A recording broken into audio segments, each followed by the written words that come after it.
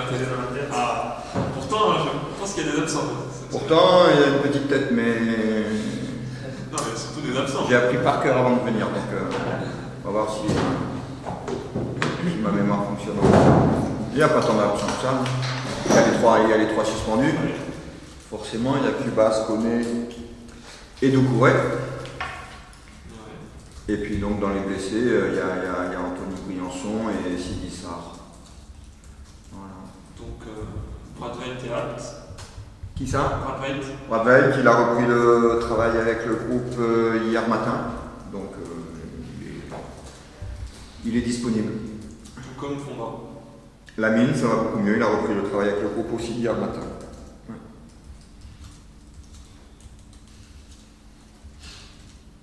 J'imagine qu'à la trêve, on a aimé avoir toutes ces forces vives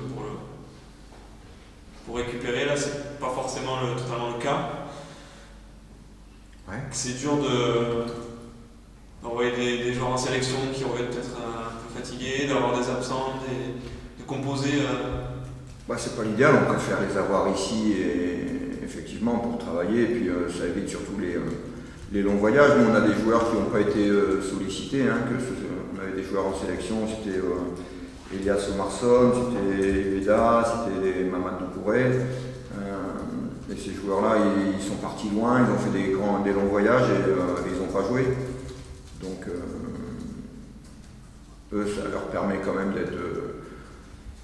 quelque part, c'est une expérience différente et c'est toujours intéressant. Maintenant, je pense qu'au niveau sportif, c'est pas toujours quelque chose qui fait beaucoup avancer. Donc, encore une fois, ils sont tapés des 10 heures, 12 heures d'avion pour rien au final, pas grand-chose.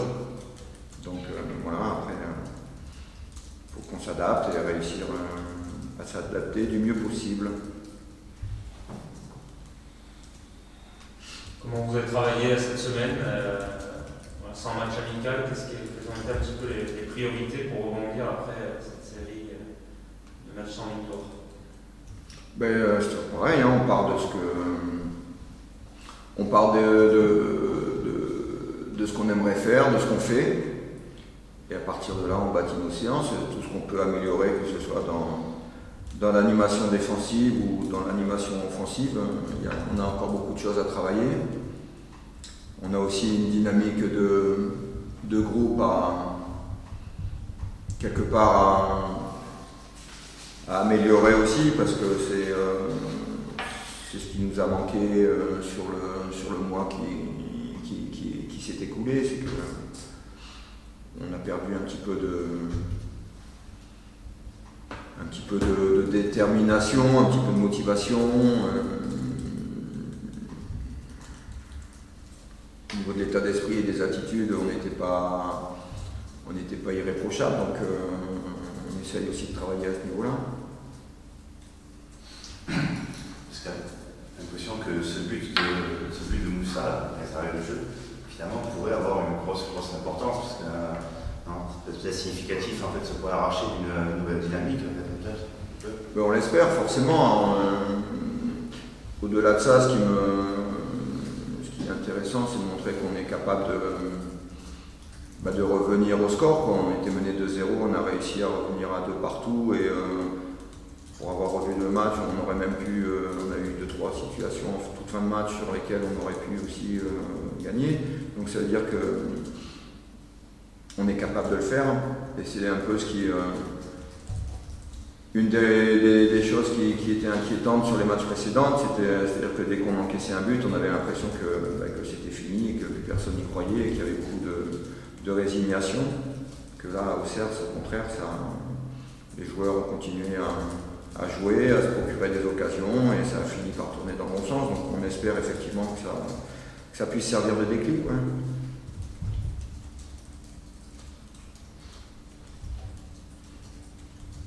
Vous avez tombé contre une équipe Ajaccio qui, elle aussi, reste sur 3 matchs sans victoire. Après un bon début, comment tu perçois cette équipe, toi? Déjà, on les avait joués en match amical, tout début de saison, et ouais, c'est une équipe difficile à manœuvrer, comme beaucoup d'équipes de Ligue 2. De toute façon, il n'y a plus de match facile en Ligue 2, et ils ont fait un gros début de saison. C'est vrai que depuis quelques matchs, ils ont les résultats sont moins bons, mais toutes les équipes du championnat connaissent toujours une période avec des résultats un peu moins favorables forcément. Après c'est une équipe, on a regardé leur match, même s'ils n'ont pas pris beaucoup de points, c'est une équipe qui est très bien organisée, c'est un groupe qui a été très peu chamboulé, qui a été très peu modifié, donc ils ont des habitudes de jeu, ils ont beaucoup d'affinités, et voilà, donc on s'attend à un match difficile. Dans leur jeu, ça fait penser un petit peu dans la structure au Havre, et on s'attend un petit peu à un match dans cette lignée-là, quoi. C'est-à-dire un bloc compact qui laisse peu d'espace et très structuré, très organisé, avec des joueurs qui sont performants dans les duels, donc difficiles à déstabiliser. Voilà. Mais nous, il faut absolument qu'on arrive justement à progresser par rapport à ces challenges-là qui nous sont proposés par les adversaires, parce que les équipes viennent ici et voilà, ils opèrent souvent sur des blocs bas, sur des blocs médians, avec peu de temps, peu d'espace pour nous pour s'organiser, pour trouver les failles. Donc on essaye de travailler forcément dans ce sens-là. Voilà, l'entraînement c'est de la répétition et le match c'est le jour de l'examen. Voilà, on sait qu'on a une grosse marge de progression. Forcément on n'a pas réussi à emballer les derniers matchs à domicile. Mais voilà, il y a une question certainement de choses à travailler sur le terrain, mais c'est aussi, à mon avis, une question d'état d'esprit. C'est pas que une question de technique ou de tactique, c'est aussi une question d'état d'esprit. Là, ça fait bientôt 30 matchs, 28 je crois, bientôt que tu es à ta niveau olympique, 11 matchs plus saison. Est-ce que tu estimes que tu as eu le temps de mettre en place ta philosophie de jeu, ou est-ce que tu penses qu'il y a besoin de temps, ou c'était compliqué avec les mercatos? Comment tu vois les choses? Je suis comme tous les entraîneurs, j'ai besoin de temps. Moi, encore une fois, je lis beaucoup la presse sportive, et que ce soit dans le foot ou dans n'importe quelle autre discipline, tous les entraîneurs réclament du temps. Mais en même temps, on sait que du temps, on en a de moins en moins, parce qu'on vit dans une société, dans un monde où on laisse de moins en moins de temps aux gens de s'exprimer. Il y a beaucoup d'impatience. Il y a beaucoup d'impatience autour des équipes sportives. Voilà, c'est comme ça, il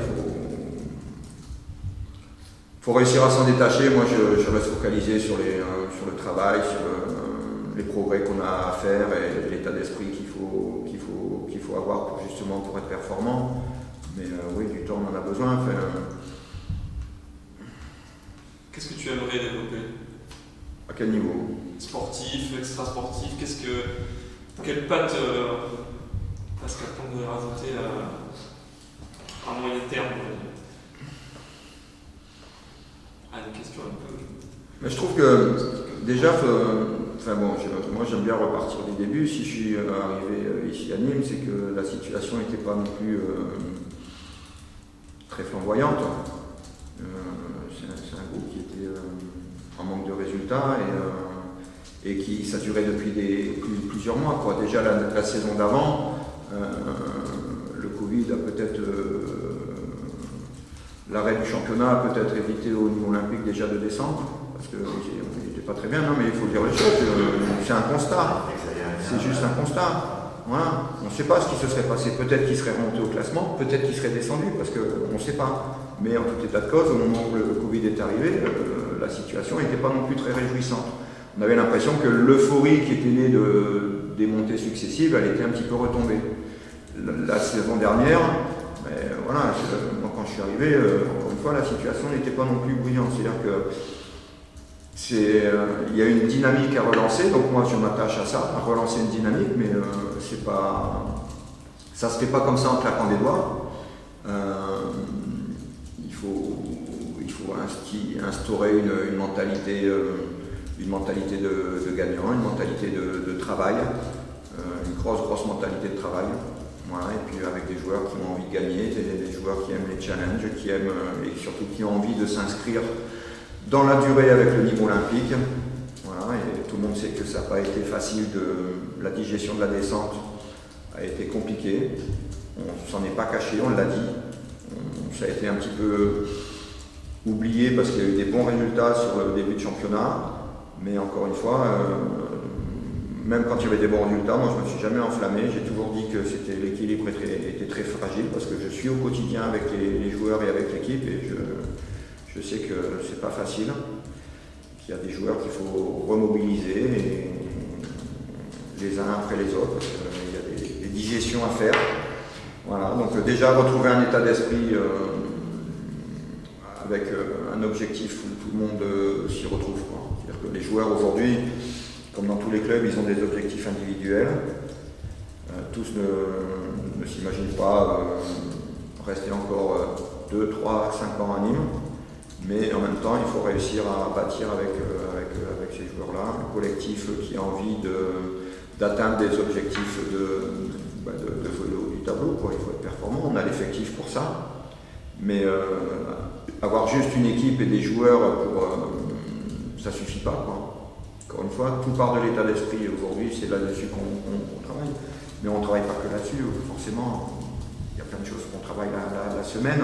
Ça ne se voit pas toujours parce que, encore une fois, tout part de l'état d'esprit. J'espère que le jour où on sera tous focalisés sur le même objectif, avec la même détermination, la même envie de performer, on verra les choses qu'on travaille la semaine en entraînement. Mais je reconnais que sur les derniers matchs, notamment à domicile, ça n'a pas été le cas. Il y a eu des échanges là, pendant cette trêve, justement, pour retrouver cet état d'esprit, j'imagine. Qu'est-ce qui a été Mais pas que pendant cette trêve, moi j'ai des échanges quasiment tous les jours avec les joueurs. Mais il ne suffit pas d'avoir des échanges avec les joueurs pour qu'ils changent d'attitude et ils changent d'envie, ce serait trop facile. C'est pas aujourd'hui l'entraîneur principal d'une équipe est responsable forcément de ce qui se passe à l'entraînement sur le terrain et tout ça. Mais aujourd'hui, j'interviens beaucoup moins sur le terrain qu'avant, et c'est le cas de quasiment tous les entraîneurs numéro 1, comme on dit, principaux, mais on passe beaucoup plus de temps à discuter, à remobiliser, à encourager, à consoler, voilà, des choses comme ça. Donc on fait beaucoup de ressources humaines, comme on pourrait dire. Mais aujourd'hui, c'est vraiment la partie importante du job d'entraîneur, mais c'est pas que, encore une fois, c'est pas propre pour ma petite tronche. C'est le cas pour tous les entraîneurs. Voilà. Mais oui, on passe du temps, enfin je passe du temps dès que je sens qu'il y a un joueur qui a besoin de parler, qui a besoin de sortir des choses, besoin d'être mobilisé, remotivé. Ouais. Mais comme ça. Si on s'arrête un peu sur les cas individuels, juste aux deux joueurs, notamment Julien Ponceau, succédé après, savoir un petit peu, on sent qu'il manque quand même en régime, là, c'est un peu dans marathonien en fait au milieu de terrain. Et deuxième joueur, Ferrat, c'est oui, il est dans le groupe, parce qu'il est bien des lieux. Donc un petit mot sur les deux joueurs, Julien et Zinon. Julien Ponceau, moi c'est prototype du joueur que j'apprécie beaucoup. C'est une grosse activité, c'est un joueur intelligent qui se met au service du collectif, qui a une très grosse qualité technique aussi, un très bon sens du jeu, qui gagnerait à être un peu plus... Voilà, moi je pense que sa marge de progression elle se situe dans sa faculté à donner des passes décisives et à marquer des buts de temps en temps. Mais sinon c'est un superbe joueur. Moi, j'aime beaucoup, je n'ai pas l'habitude de lancer des fleurs aux joueurs et tout ça, mais je dis la vérité, c'est le genre de joueur que j'apprécie. Il lâche rien, il pose zéro problème à l'entraînement, il a zéro état d'âme, le mec il vient, il bosse, il n'a jamais besoin de le motiver, de le reprendre sur quoi que ce soit, il est toujours à l'heure, il fait toujours le job, il faut que ça dure. Mais pour l'instant il a la très bonne attitude. Zinou Zinou, encore une fois, on a déjà discuté depuis le début de la saison, tout le monde sait que Zinou voulait partir. Le club était prêt à partir, il a été très déçu de ne pas partir et ça fait partie des joueurs qui se sont imaginés ailleurs et qui sont restés. Ginou n'est pas le seul, hein, attention. Hein. On focalise beaucoup sur Zinedine parce que c'est le joueur un peu pas vedette, mais quelque part, c'est le joueur qui faisait la différence, c'est le joueur plus du Nîmes olympique, donc forcément, après, Zinedine, il n'a rien à faire en Ligue 2 sur le plan sportif. Après, s'il est resté, c'est qu'il y a des choses qui ne se sont pas déroulées comme il le voulait. Moi, je ne suis pas là pour dire que c'est la faute de Pierre-Paul ou Jacques. Je suis pas là. Moi, je suis là. Du terrain, je le sens comment? Tu sens que vraiment il voit une bien bien, parce que là, on sent un peu comment tu le sens. Zinedine n'était pas dans le groupe pour aller à Auxerre, parce qu'il avait été estimé qu'il n'était pas prêt. Encore une fois, moi je suis pour dire les choses et tout ça. Après, il y a des choses qui doivent rester aussi en interne et dans le vestiaire. Moi, Zinedine, tout le monde sait que. Enfin, tout le monde sait, non. Moi, c'est vraiment un beau et bon joueur. J'ai une bonne relation avec lui. On se dit les choses. Et encore une fois, s'il n'était pas venu à Auxerre, c'est parce que mentalement, il n'avait pas digéré. Donc, depuis, ça va mieux. Et il a fait des très bonnes séances d'entraînement. Donc, comme il montre des choses, des signes positifs, il est dans le groupe. C'est vrai que ça va durer un minimum jusqu'au 31 décembre. C'est vrai que les élections quotidiennes, ça va être ça en fait. Quand on arrive au 31 décembre, si le 1er janvier est encore là, le 1er février est encore là, ça va pas. En fait, c'est ça. Ouais, on est là-dedans. Ouais. Mais il faut à un moment donné que l'intérêt du joueur et l'intérêt du club se rejoignent, quoi. Voilà, et l'intérêt de Zinedine aujourd'hui, c'est de s'y remettre dedans, parce que s'il veut vraiment partir, c'est son droit le plus légitime de vouloir partir et de jouer à un meilleur niveau, il n'y a pas de souci par rapport à ça. Mais aujourd'hui, malheureusement, il n'a pas d'autre choix que de montrer qu'il est revenu à un bon niveau et qu'il a retrouvé l'envie et la motivation. Et là, il va réintéresser les clubs. Merci. Bon, ça fait 11 journées, Nîmes est un peu entre deux eaux, on a l'impression que tout est encore possible. Vous lisez le haut du tableau comme se battre pour le maintien à l'arrache, entre nous. Est-ce que c'est cette fin d'année qui va vraiment être charnière? Est-ce qu'on est à un virage? Un virage, je ne sais pas, on a l'impression que tous les matchs sont des virages, donc je ne sais pas. Après, le championnat, c'est 38 journées, c'est très très long. Moi, encore une fois, ce qui m'intéresse, c'est de retrouver un état d'esprit et une détermination. Voilà. Sans ça, on se battra pour le maintien. Voilà. Si on n'a pas ça, on se battra pour le maintien. Parce qu'on ne gagnera pas beaucoup de matchs, il faut être clair. Par contre, si on a ça, on peut jouer le haut du tableau, on a l'effectif pour jouer les 5 premières places. Voilà. Donc, l'idée, l'envie, l'objectif, c'est de se positionner. C'est qu'au mois de décembre, on soit bien positionné, on soit prêt à faire une très bonne partie de deuxième saison pour jouer la montée et pour jouer les 5 premières places. Mais voilà, il faut gagner en régularité. Et encore une fois, il faut retrouver cet état d'esprit qu'on avait un petit peu perdu ces dernières semaines. Est-ce que justement, dans ce sens-là, la trêve a pu faire du bien? Pas spécialement, parce qu'encore une fois, le match d'Auxerre avait montré qu'il y avait une volonté de redresser la barre. Et puis encore une fois, on aurait aimé pouvoir enchaîner vite après le match d'Auxerre, rester un peu sur pas cette euphorie, parce qu'on ne peut pas parler d'euphorie, mais sur ce rebond positif, cette réaction positive qu'on a eue à Auxerre. On aurait aimé enchaîner tout de suite. Ouais. Mais après, ça a permis quand même de régénérer certaines têtes et certains corps, et puis ça a permis aussi de bien travailler pour justement bien préparer les semaines qui viennent, parce qu'encore une fois, notre idée et notre objectif, c'est d'être placé, de revenir dans les clous pour aborder la deuxième partie de saison avec beaucoup d'ambition. Un petit point sur Omarsson, qui est dans l'adaptation, qui est une blessure en plus. Comment là, son déplacement avec l'équipe nationale n'a pas forcément permis de s'entraîner avec le groupe pendant 15 jours. Là, il risque des suspensions à son poste. Comment est-ce que vous sentez? Elias, il est loin de ce qu'il peut apporter. Hein. Voilà, on le sait, c'est avant tout un joueur qui un peu de surface, qui est là pour être à la finition des actions. Il faut reconnaître qu'on n'a pas beaucoup non plus, on l'a pas beaucoup servi dans des bonnes conditions et on a eu du mal à mettre le ballon dans la surface, là où ses qualités pourraient le mieux s'exprimer. Après, il a une grosse marge de progression à mon avis dans la participation au jeu. C'est peut-être des choses qui ne lui étaient pas trop demandées. Il a besoin peut-être aussi davantage de soutien autour de lui, de monde autour de lui.